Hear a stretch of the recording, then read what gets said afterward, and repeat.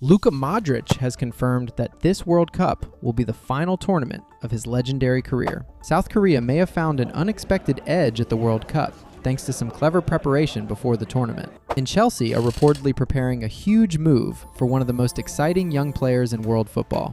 From emotional farewells to transfer drama and World Cup surprises, today's football headlines have it all. So grab your coffee, grab your breakfast, and let's catch up on everything happening in the football world. Let's get into it.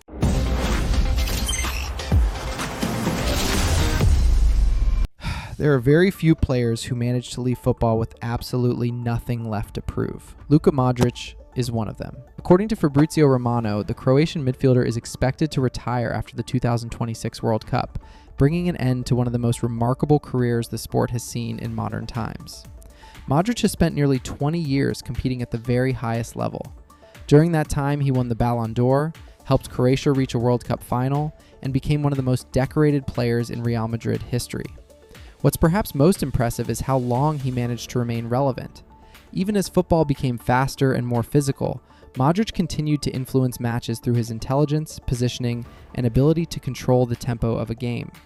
Croatia arrive at this World Cup as outsiders once again. According to Opta's projections, several nations are considered more likely to win the tournament. But if international football has taught us anything, it's that writing off Croatia is usually a mistake. And now they have one final tournament with the player who has defined an entire generation of Croatian.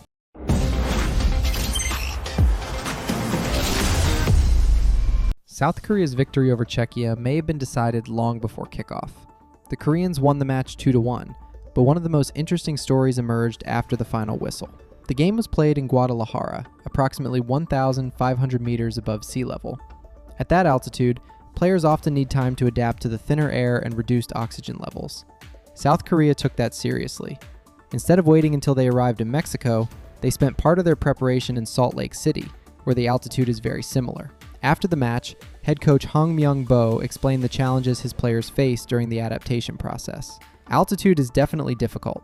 When we monitored oxygen levels in the blood, they dropped below the normal level of 95% during the first couple of days and then gradually recovered. In my case, it took 4 days to return to normal. Czechia approached things differently.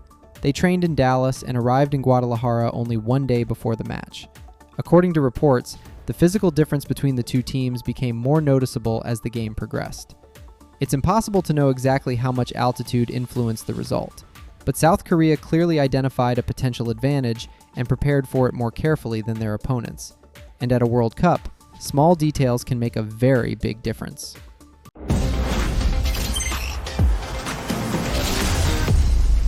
Chelsea could be preparing another huge move in the transfer market. This time, the player attracting their attention is Arda Guler. The Turkish international has become one of the fastest rising young stars in European football, and his development accelerated significantly during his time under Xabi Alonso at Real Madrid. Last season, Guler struggled for consistent minutes under Carlo Ancelotti. Despite his obvious talent, he spent much of the campaign on the bench and rarely enjoyed a long run in the starting lineup. That changed when Alonso arrived. The Spanish coach reportedly placed much more trust in the young midfielder and gave him opportunities to play an important role within the team. As a result, Guler's reputation continued to grow, and so did his market value.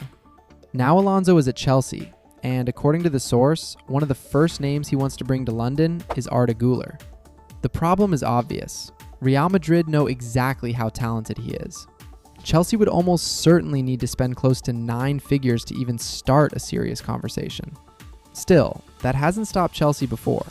The club has shown repeatedly that it's willing to invest heavily in young attacking players, especially those who can develop into long-term stars. And Guler certainly fits that profile.